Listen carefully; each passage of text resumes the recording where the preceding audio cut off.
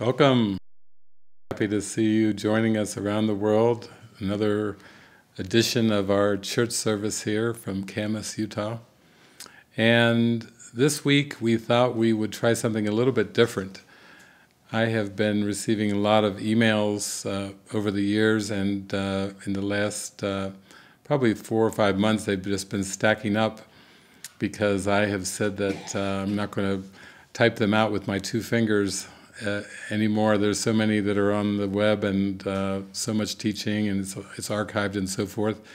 And our friend Eric out in the Petaluma area had a beautiful Q&A section where he took videos and audios and writings, and he categorized it all. So that's on all of our Living Miracles websites in Canada, Australia, and Europe, and America. But because there still is a flood of questions coming in, and you might say there's a wide variety of questions, some of them long, some of them short, some of them have some commentary followed by a question. It just felt like the most helpful thing to do would be to answer them occasionally on our church service.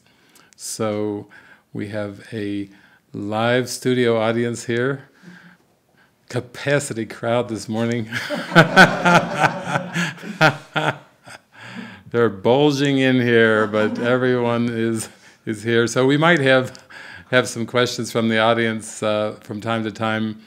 Basically, these services are about an hour long, so we thought we would take some questions today. And my friend Francis Allen from the community, who's been a voice on some of our publications, Glimpse of Grace, and videos and so forth, has agreed to read some of the questions that have been sent in, and I was happy to respond. So we'll respond, I'll call upon the Spirit to come through in this kind of a context, knowing that we have about an hour. So if you want the long version of the answers, you can check out the stuff, the audio files and the video files on the web. There's much more in-depth explanation, and as well as the writings. If you have to turn to a book, A Course in Miracles is a pretty good book to pray over, and just you can even open it up as an oracle.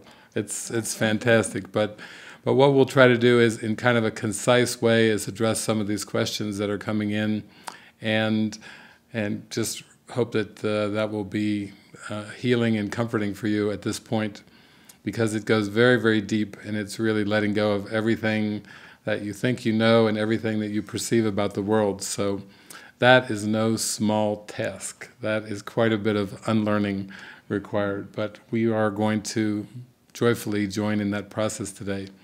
And we might have a short musical interlude here in between the Q&A. We have a little MP3 player here. And we also invite you to come visit us too here in Camas, Utah. We are 80 West 100 North here in Camas, Utah. It's 84036. So if you've got a GPS and you feel like you're out in the Salt Lake City area, we're a little bit to the east of Salt Lake City, and pretty close to Park City, actually. So if you'd like to come and join us here right in our living room sanctuary, we would love to have you here as well. And it's really a joy because I have so many people that write in, and I really have a desire to connect with you all. So I've enjoyed reading the email questions and printing them out and pretty much circling your questions. So they are now in the hands of Francis. So Francis can start things off for us. Thank you. This is a great pleasure for me to do this. In A Course in Miracles, it says, "You have every reason to be afraid as you perceive yourself. This is why you cannot escape from fear until you realize that you did not and could not create yourself." It seems that in the, quote, old-time religion, we were accustomed to thinking that we did not create ourselves, but that God did.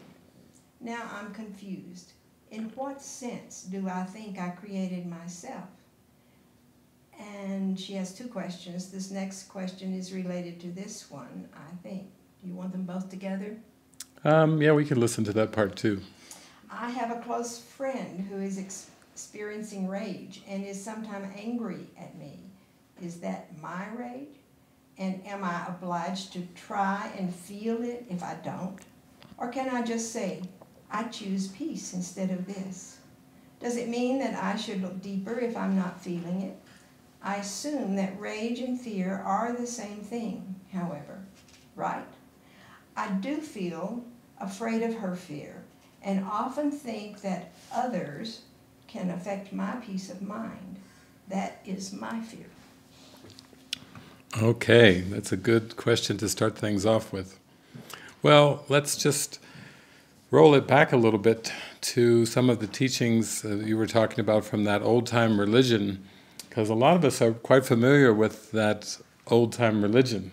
Francis grew up in that old-time religion, and so did I, and I'd think, well, maybe not Polly, but most of us have grown up in it. I know Helena has, and so forth.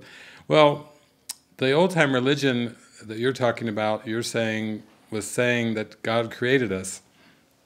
And I think if you go deeper into that, that's where the metaphysics are so important, because we could say, if we're talking about Christianity, which I think you are, you know, the Christianity is really based on the teachings of the Bible. And if you look at the Bible, the first book in the Bible is Genesis. And it says that God created the heavens and the earth. And so we could say, from our clarity and understanding of working with Jesus, with the Course in Miracles, that that's like half right. That God created the heavens. But we could say the ego or the error or Satan projected the earth and the whole cosmos, all the planets.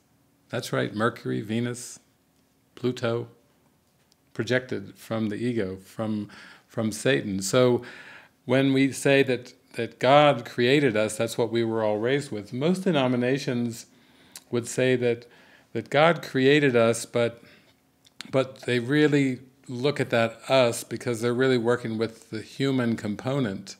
And if they roll it back to the Bible in Genesis, the us is generally assumed to be Adam and Eve and all of the rest of the human beings that came after Adam and Eve. So in that sense, the Bible does say in Genesis that God created us in His likeness and image. So from our understanding now, we're feeling and we're really beginning to really clearly understand that God is spirit, and God creates like God.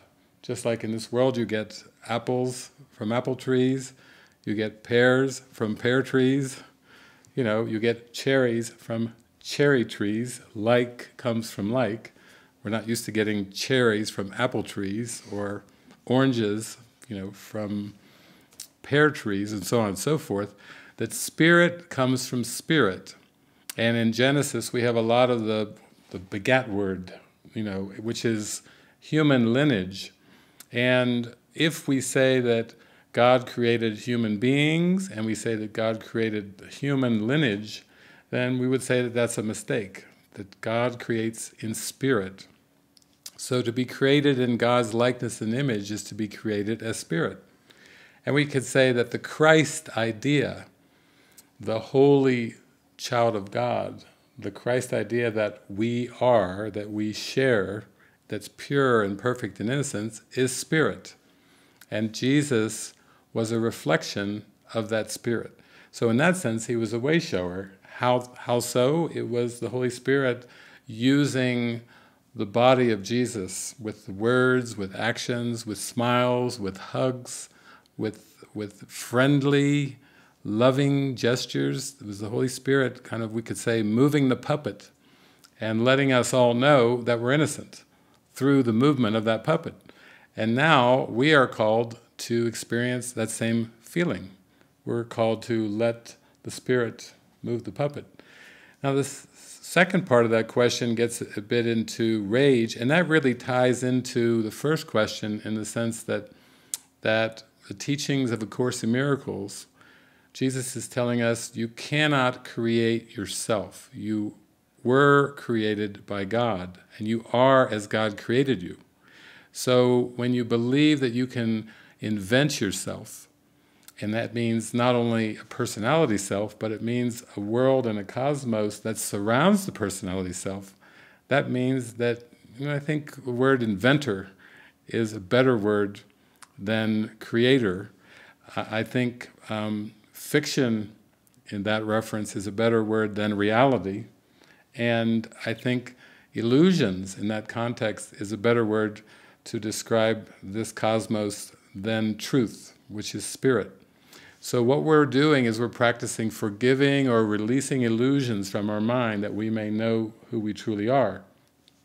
Rage comes up whenever we identify with the ego, or in Christian terms with Satan, and that is a misidentification of ourself. And why is there rage? It's because the ego is raging at God, wanting God to say, oh, I give you blessings, oh fantasy self and fantasy world, and God doesn't. God creates in eternity, God creates true reality, and God wouldn't be God if God said, okay, go ahead, mess it up, that's okay.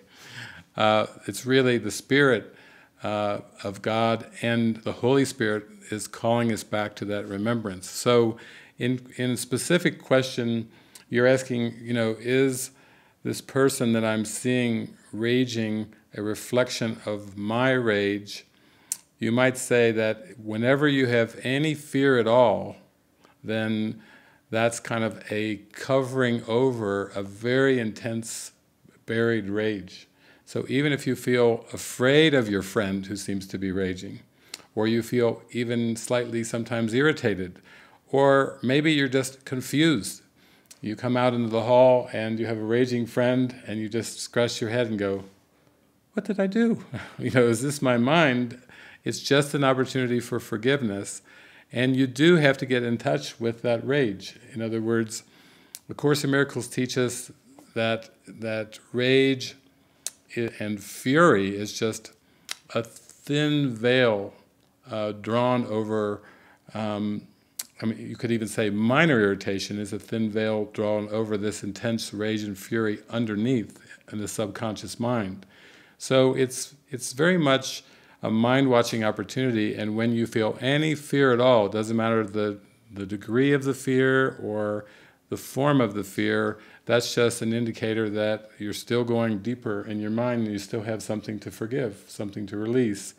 And ultimately, you do have to release the belief that you can create yourself and accept that you are a pure, beautiful, innocent creation of God, a spiritual creation. And that's letting go of the whole construct of the world. Okay. Good day, David. I've started inquiry in my following the Course, bringing my illusions to the truth, and I wanted to see if you can help me by email. I have a friend that does it through the teaching of Byron Katie, the work.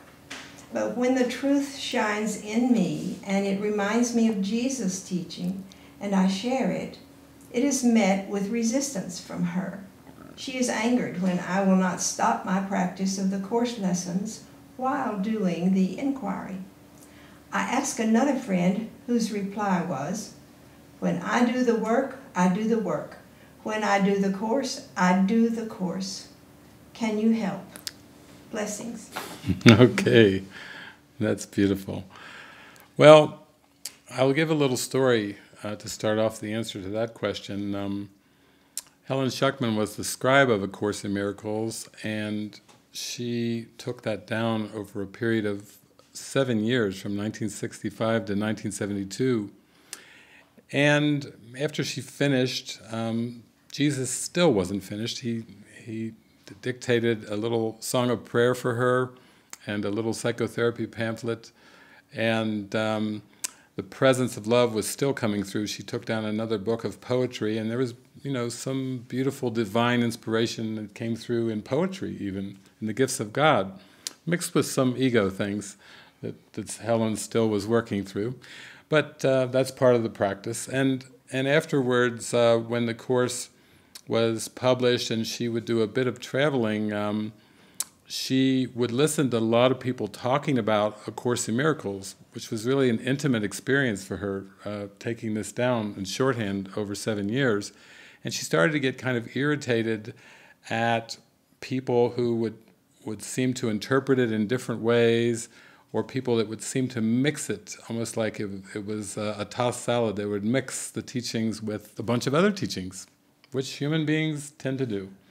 And she started to become a little irritated at this, they're messing with my Course. She was, she might have had a little attachment after putting all that work, years of work into it. They're messing with it. Maybe I'm paraphrasing a little bit, but that's the general idea. And so finally she went to Jesus and joined with Jesus. And Jesus had a very interesting thing to say to her. He said, "Take not another's pathway as your own. Neither should you judge it." You can feel the presence of Christ coming there. In other words, the Course is just one form of the universal curriculum among many, thousands of forms, and it is very direct. In fact, the Course actually says, this Course has everything that you need. That's pretty good if you're working on a pathway and the pathway is saying, "I got the complete package here. You can make it home with this." And it's also saying that it's not the only way. So it's saying that truth is an experience. It cannot be described or explained, only experienced, and that there are many forms of the curriculum to reach God. So that kind of covers a lot of bases. Now, specifically with this question, I would say that a lot of people do this kind of the spiritual smorgasbord of many, many teachings. And I would say that I would be in that category in my life as I was reading many different spiritualities and philosophies, and I was really I considered it quite open-minded with all of these things. And I did get a guidance from the Spirit at one point, which was basically, don't skim the surface, go deep. In other words, the point of any of these curriculums or any of these forms is to get to the point where you have an experience and you basically let the pathway go and you go, I am as God created me, or maybe just I am. That would be a great recognition in which the pathway seems to end and you've reached the top of the mountain and you have a great view of the whole cosmos from the top of the mountain, so to speak, in consciousness. So I would say that that certainly the work in Byron Katie's teachings are very, very helpful, and it doesn't have to be an either-or, but it does come down to really being in touch intuitively with what serves you. And if you find that a teaching is taking you inward, you don't have to make a profession of being a student of the work or a student of A Course in Miracles. The Spirit is not asking you to kind of take an allegiance and take a stand for one path or against one path, but it is saying, just be honest with yourself and practice with everything that comes into your awareness. Practice the teachings. So I'm sure if Byron Katie was sitting here, she would say, the work only works if you practice it. And if Jesus Christ was sitting here with us, I think he is somewhere.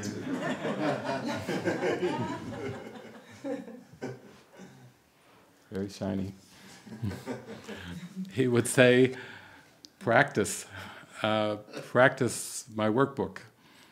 That I was just talking at the monastery a couple of days ago, and I said that the pathway to God is 99.9% practice and 0.1% principle.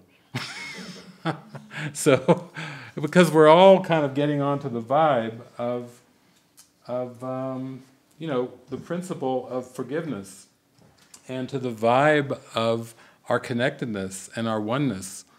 Whether you study quantum physics, or you study Advaita Vedanta, or you use the work, or you use the course, or Adishanti, or whatever, really we're on to the principle, and now it comes down to the practice. And really, it doesn't have to be glitzy. It can look like shoveling some snow or snow blowing. I mean, you can have a joyful time with that. The form is the backdrop, and watching the mind and watching your thoughts and being vigilant for God and truth is really what it's all about. So I would say that is the answer to the question. Your friend who said, when I do the course, I do the course, and when I do the work, I do the work. And what's underneath the course and the work is mind training. And the answer would be to practice with your mind training as much as you can. And when you notice something coming up that's a grievance or a judgment or an attack thought or whatever, be willing to let it go and be free. Free your mind, as Morpheus said to Neo. Thank you. Okay. If I totally devote one situation to the purpose of forgiveness, will I attain peace right away? Okay. If I totally devote one situation. Oh, we have someone joining us. Well, I would say that I've done a lot of talks on hypotheticals. And what I mean by hypotheticals is, in the Manual for Teachers, in the clarification of terms, Jesus says that the mind or consciousness is described as if it has two parts. And he puts those two words, as if, in italics. And whenever Jesus italicizes words, it means pay attention, just like when we have italicized words, as if it has two parts. So I would say, oh, hi there, Will. I would say that the as if part relates to the world of hypotheticals. And what I mean by that is that in the real world, in healed perception, in unified awareness, cause and effect are together. They are not separate. And in fragmented perception, the world of hypotheticals, cause and effect are separate, and they seem to be different. So when we talk about causes in this world, we're not talking about effects. But actually, they are simultaneous. The cause does not come before the effect, because the cause and the effect are simultaneous. In heaven, God is the cause, Christ's idea is the effect, and they are one. The Father and Son are one. Cause and effect are together and cannot be apart. It would be like in heaven to say, it would be like the effect saying to the cause, I'm out of here. I've had enough of this union stuff and oneness stuff. I know we're married for eternity, but I want a divorce, and I'm going to take my effectness away from your causeness, and I'm going to kind of make up my own world. I'm going to be the cause. I'm not going to be the effect anymore. I'm going to be the prime cause. I want to be the prime cause. I don't want to be just an effect. And there's even a workbook lesson that says, I choose the second place to gain the first. It's saying, learn how to be a happy effect of a very happy cause. That's the way that this is going. So the question is asking, if I devote myself to this purpose in one situation, can I attain peace? The one situation is the tricky part. Because in heaven there aren't any situations. In this world we have separated the world, we could say the ego has separated the world into separate situations. And then we try to deal with the world on the world's terms. So if we're in a relationship, we say, okay, we've got intimacy, communication, sexuality, finances, all the stuff that maybe a marriage counselor might talk with of two people who are getting married. We actually have Chris and Val getting married pretty soon. A marriage counselor might talk about these different aspects and maybe different situations. And what the Course is really saying is that the problem with perception, it's so fundamentally distorted that you are thinking now in terms of situations where what you really are in heaven is just pure abstract love and light. So you have a problem of situational thinking, and you're trying to solve the situations. Oh, if I just solve this with my relationship, and if I just got a job, that would solve the finance part, and oh, I've got a cold, so I need to get over the cold, and oh, it's my car's frozen, my car won't start, I got a car problem here. There's all these different situations that seem to be a mess, and we're juggling, trying to just make it through the day and trying to heal the situations, when really situational thinking is the problem, and we need to learn to listen to guidance and be led out of these situations. So it's a very simple question, but if you would devote yourself purely to peace or purely to forgiveness or healing, what it would do, it would unify your mind, and suddenly you would be in such bliss, and you would realize that, aha, there aren't any separate situations. I am a being of love and light, and I wasn't created to be fragmented into a bunch of little parts. I'm the whole of everything, and there's nothing outside of me, and that is the ultimate learning of you might say the ultimate experience of atonement, is seeing that you are one with God and therefore one with all, and there is nothing apart from you. So that's the answer to that question. It's more stop for a moment and even question the assumption of separate situations. Thank you. All right, here's one about attack thoughts. I would like to take a moment to connect and just ask you if you could describe attack thoughts for me in depth. It has been in the forefront of my awareness of late, and I feel a deep urgency in fully grasping exactly what attack thoughts are and how to let them go. Although my clarity on the topic has increased, there is still a block to understanding fully what constitutes an attack. I really want to understand this. Thank you so much for your help in this endeavor. Okay. That's beautiful, Jessica. It's a beautiful question because the topic of attack thoughts is very subtle and it goes very, very deep, and we do need to ponder it and go deeper with it.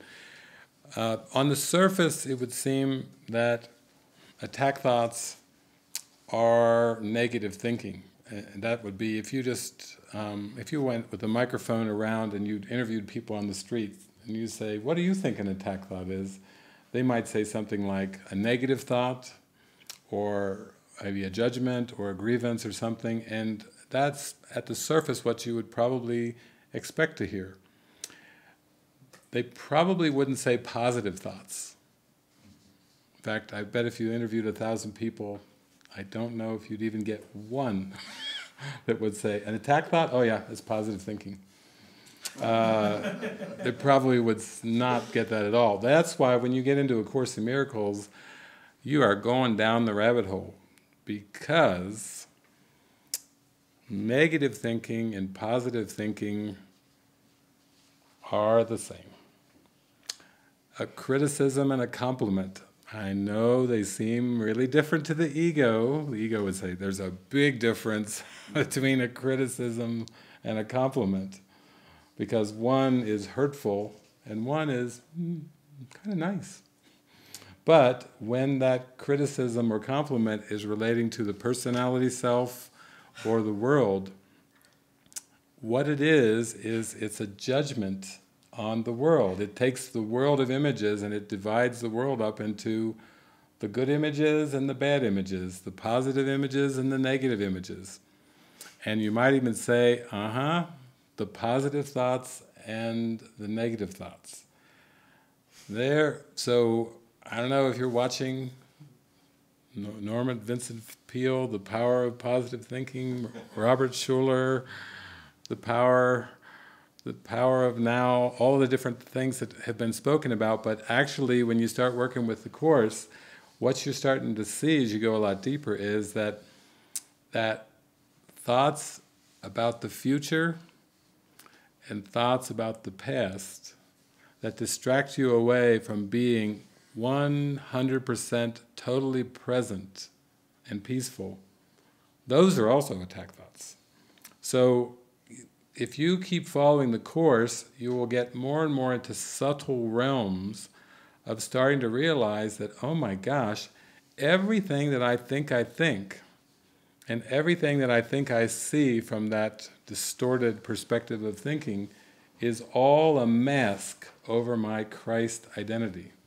And that I need to be willing to trust the Holy Spirit and Jesus so deeply and be so much like a little child, so open and willing to just be shown step by step that actually I empty my mind, I empty the contents of consciousness and have nothing left except presence, except now, except peace. That's all that really remains when you empty your mind of attack thoughts.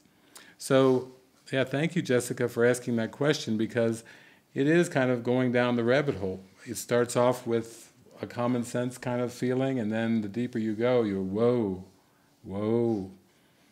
this is deep stuff. Positive thinking's not going to get me out of this world? Whoa. I thought that surely that would do it, but you have to get to the point where you realize that really there's only one attack thought that you really need to forgive, only one. And that's the thought that you could be separate from your source. That's just one thought. Isn't it great? It's just one. It's not many, just one. But the ego has covered over that one, which is it, with legions of thoughts to make the awakening seem very complex and very complicated, but it's not. There's just one attack thought that's underneath all of these other ego-generated thoughts that are in time and space. And once you realize the unreality of that, you are essentially home. You have forgiven the world. You have released this false identity thought. And that was the only mistake. All the other is part of a giant covering, giant distraction to guard against. Be still and know that I'm God.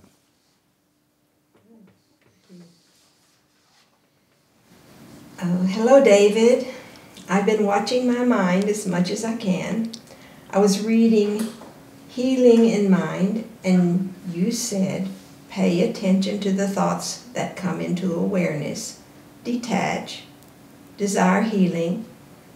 I want to know about the detach part. I thought you were supposed to accept and really feel the anger or annoyance. Detaching seems more like ignoring it. I would like to practice detaching. I find this easier to do with my mind. Like when I argue with my wife, I'm getting better at just ignoring my anger or annoyance. I'm detaching. Is this the correct practice? Thank you, Ian. Okay, Ian.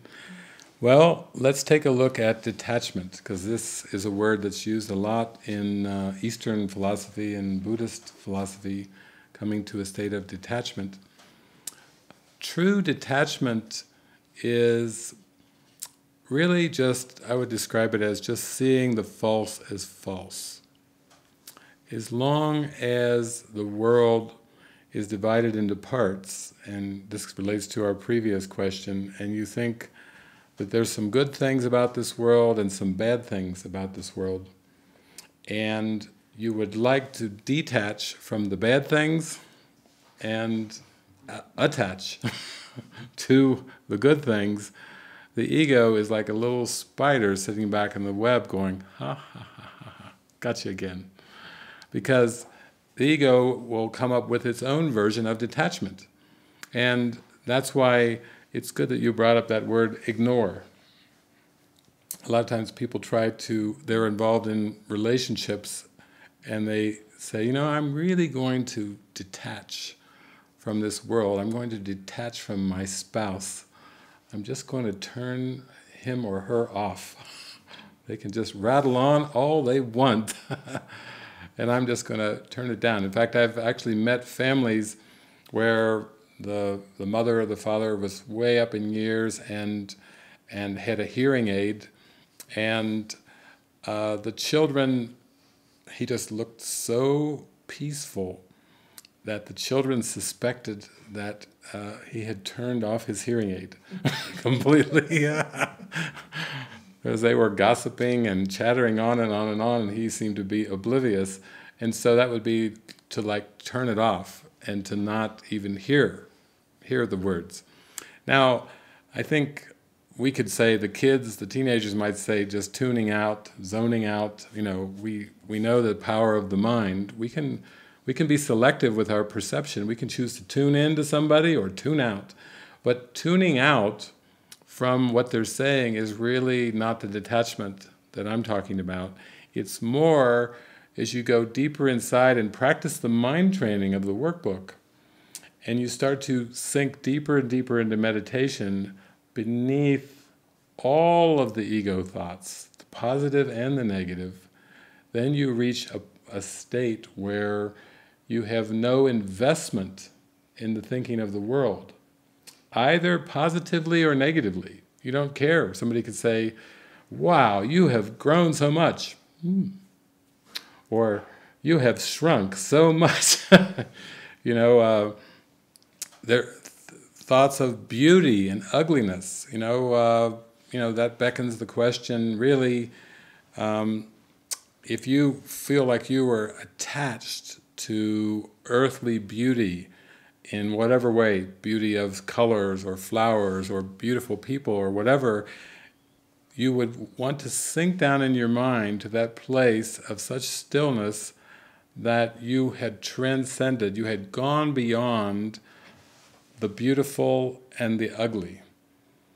For example, like with Mother Teresa, if you hear interviews of people that met Mother Teresa, they say, wonderful, such love, such beauty, and so on and so forth, but they weren't talking about the form. In the world, wrinkles are generally not beautiful. Oh, I've got 10,000 wrinkles. Well, that's usually not a positive thing. Being hunched over is not really a good form in this world. The world likes it straight, not hunched. If you're Mother Teresa, the Hunchback of Notre Dame, that's not good. The other thing is, short and tall. On and on and on. You have to sink beneath all the judgments of the world and come to that stillness, that presence of who you really are, that's beyond all of it. And we could say that would be beautiful. That's like the Ray Stevens song, everything is beautiful in its own way. And that in its own way is a state of non-judgment. That's where the beauty lies, not in the form, not in the positive judgments or the negative judgments, but in the essence that's beyond both of them.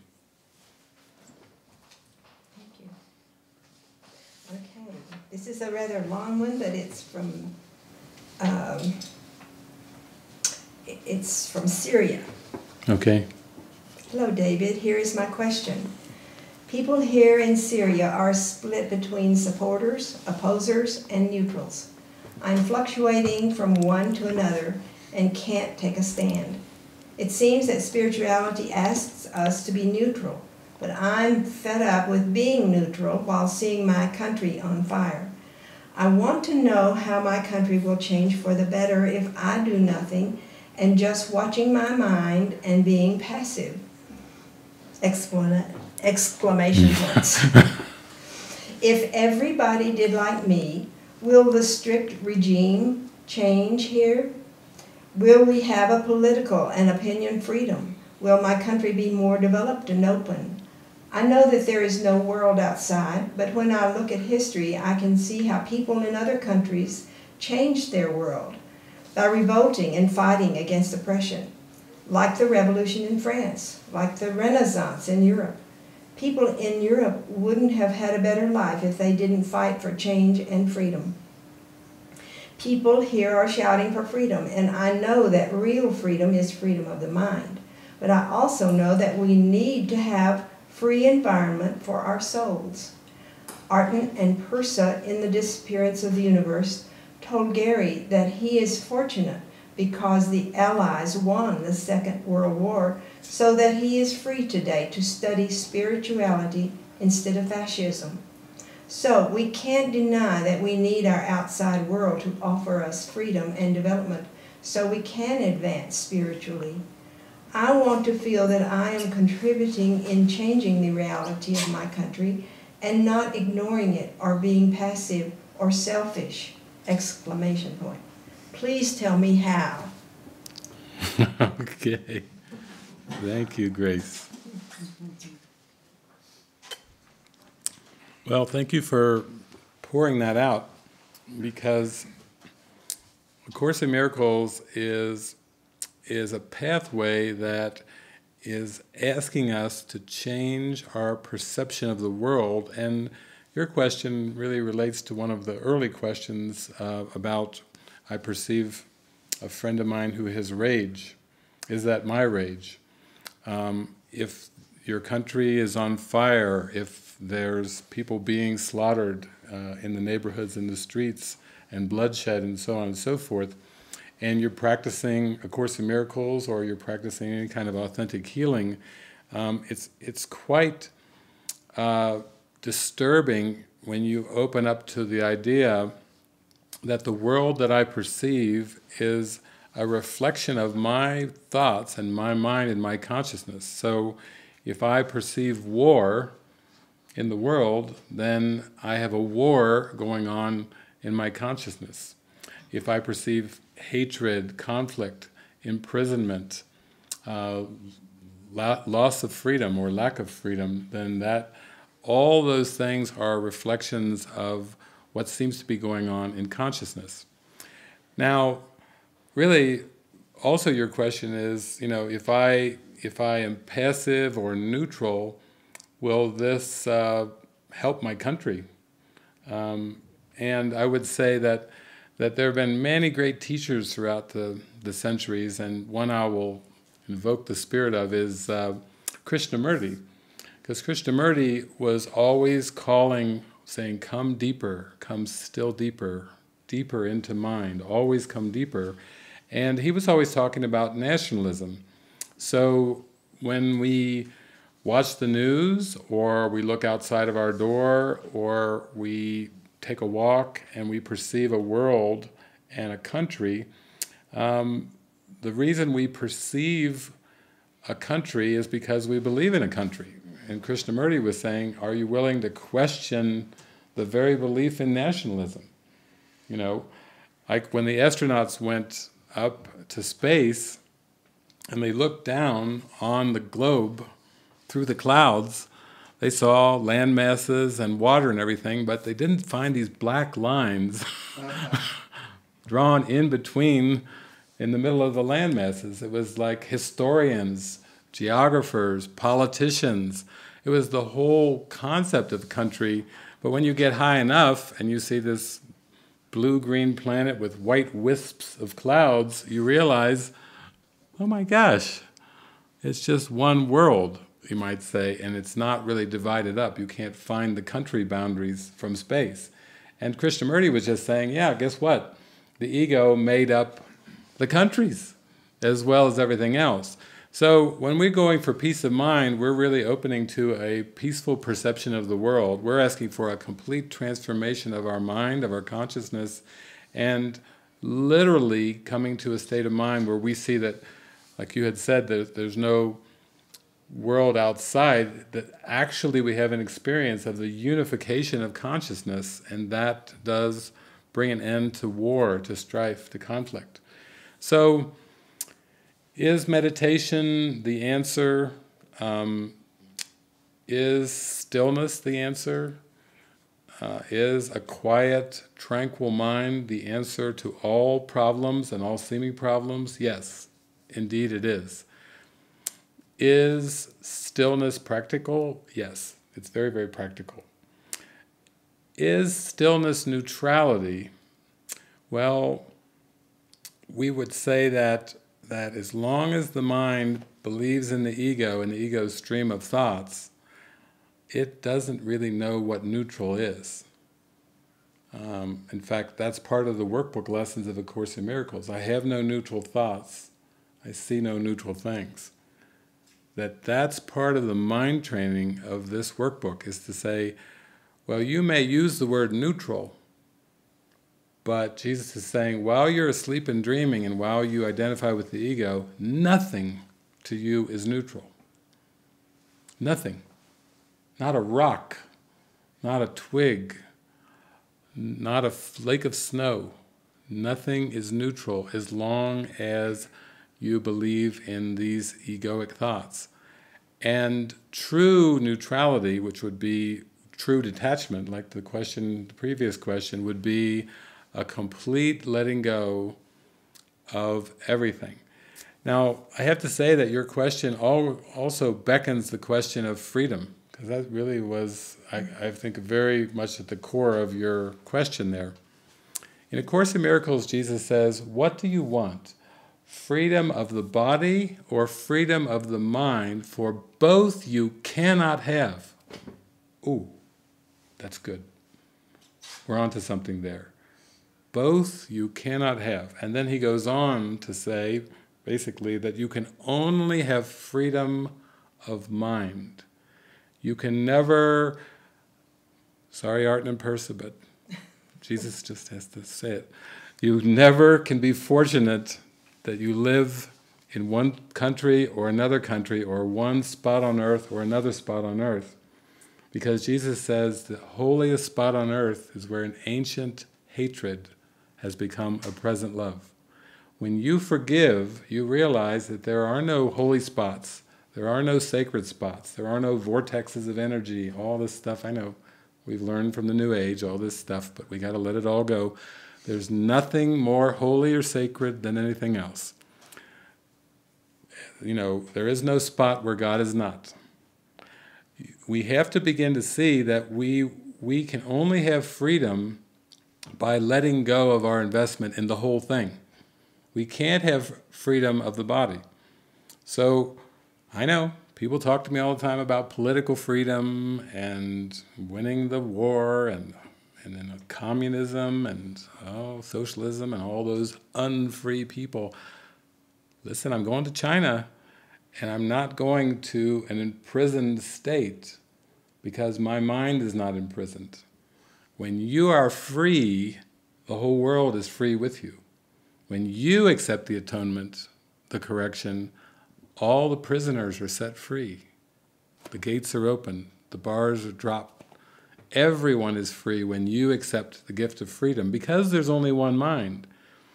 And this illusion of freedom of the body, it can seem to be heavily reinforced by the world and commentators of the world and politicians of the world. And what I'm speaking about is not popular. But I keep coming back to that teaching in the Course.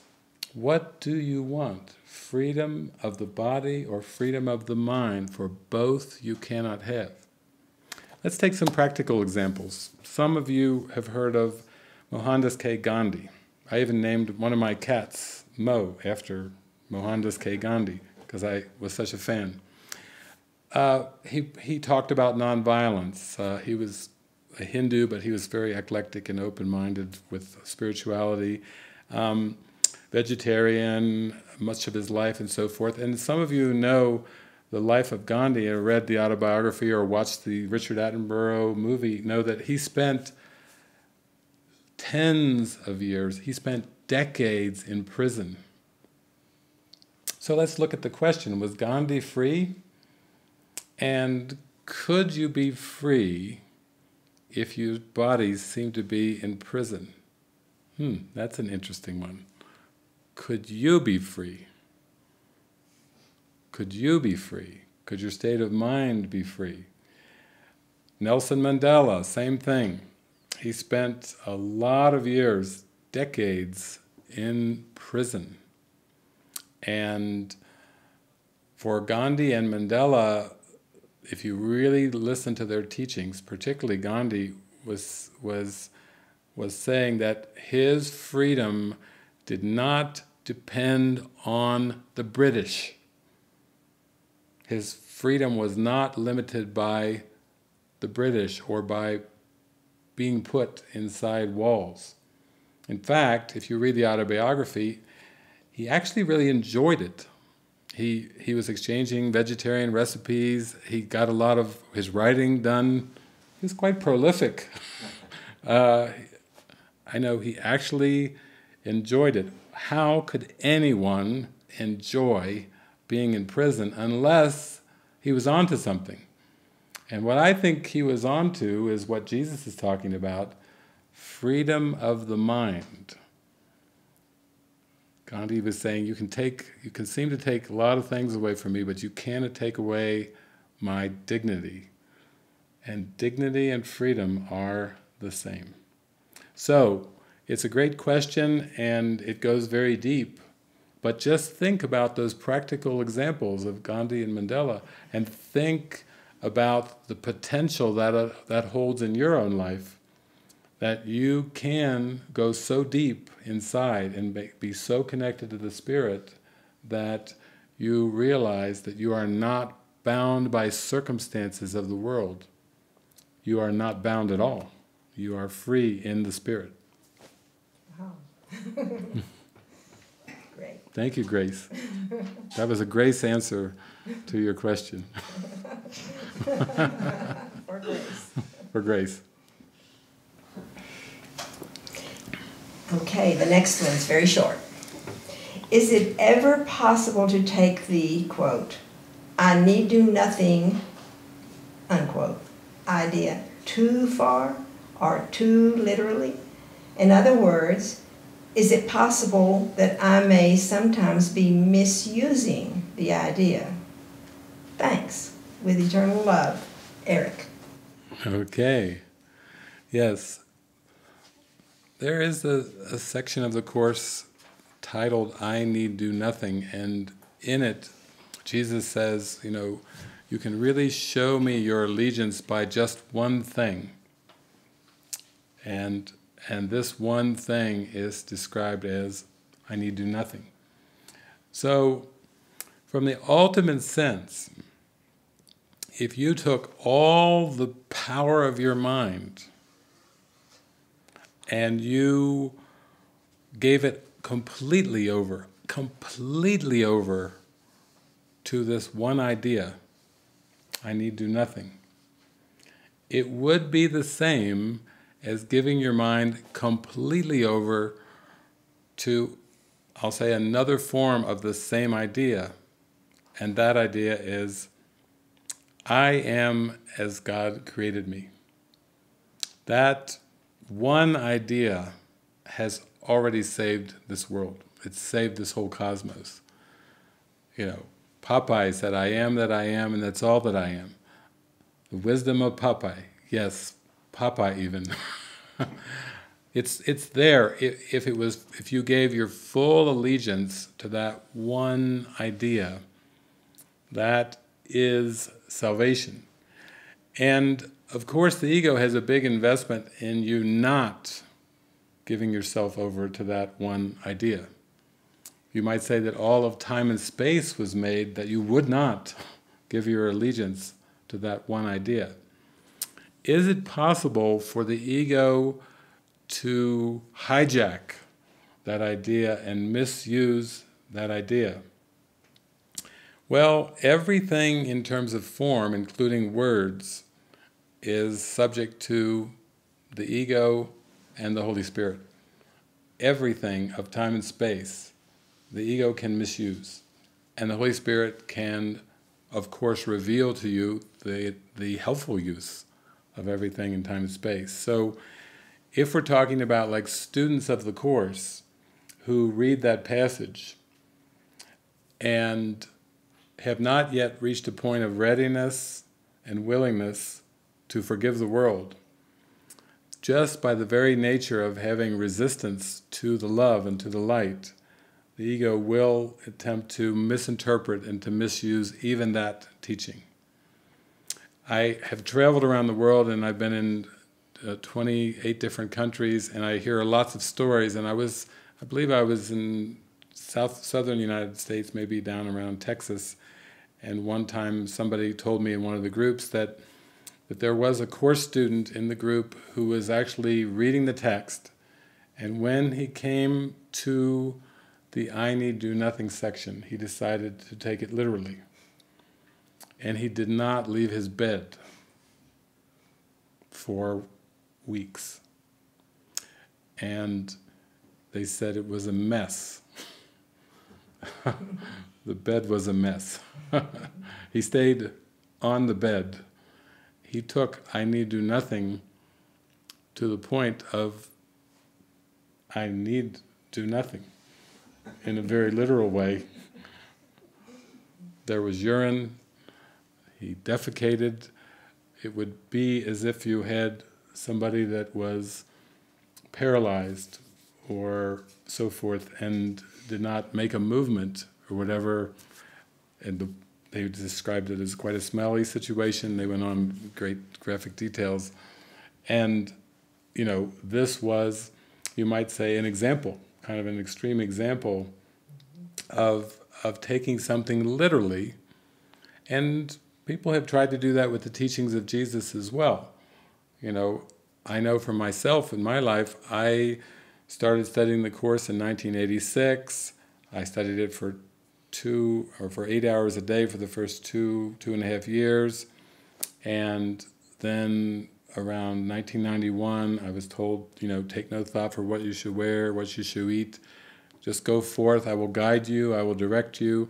And so for 5 years, from 1991 to 1996, there was no tent, there was no house, no condo, no apartment. There was no place to consistently lay my head, and I was guided. And I just flowed in divine providence and learned to trust the Spirit every day. And all my seeming needs were completely taken care of. And then I remember years later, I met somebody at a group, and they said, I tried to do what you did, and it didn't work out.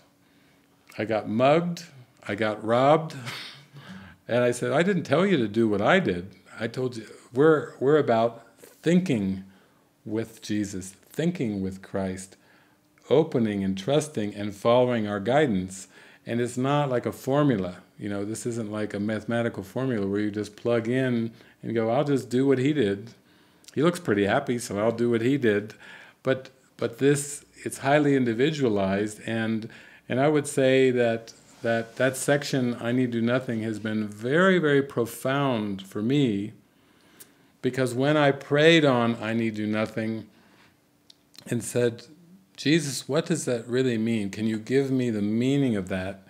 What he was saying was, if you trust, and if you open up, and if you follow, if you listen and follow, then the belief in lack shall surely be washed away, and your needs, all of those shoulds, all of those ought tos, all of those I have to, all of those I must, that seems to be part of the human condition, will fade and disappear.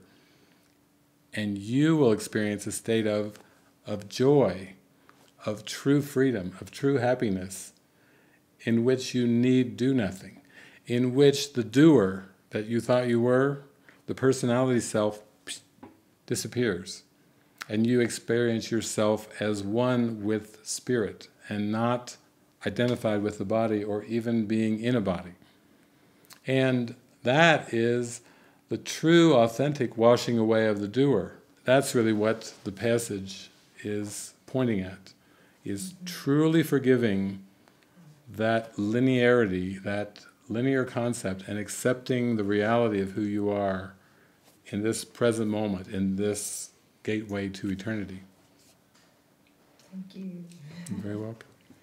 Maybe we'll take, since we're speaking of the now, we'll take a musical interlude. And has anybody ever heard of Enya? Well, I'm not going to play Enya's song, but does anybody know that she had a sister who's a Christian? And her name is Mare Brennan. She sounds a lot like Enya. So I'm going to play a song called Perfect Time. And perfect time would be now, would be the present moment. And this song, I've always felt the presence of God pouring through Mare singing this song, because even when I came out to do this service, that's what was playing, perfect time. So I don't have to search for it. It's just a given. So we'll just take a 3.5-minute interlude here in between the Q&A. So I invite you all to just relax, be very comfortable, and open your mind to perfect time.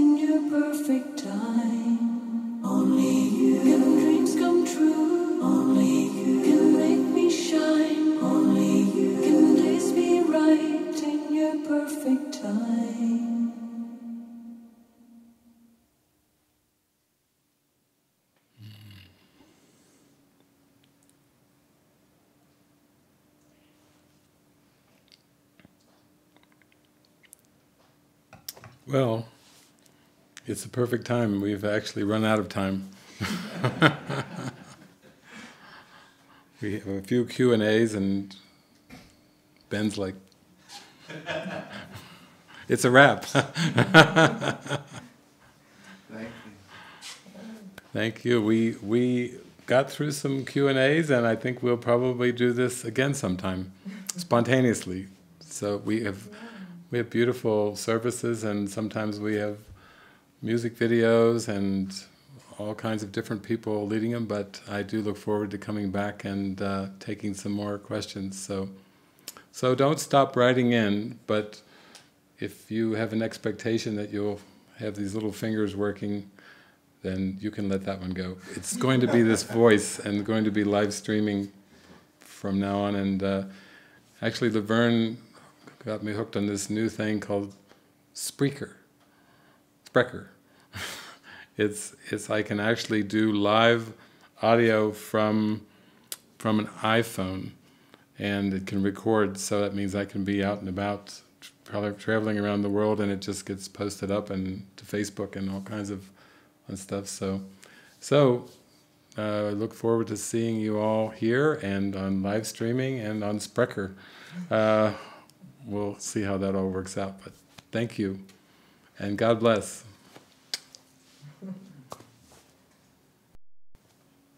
And we're off. Okay.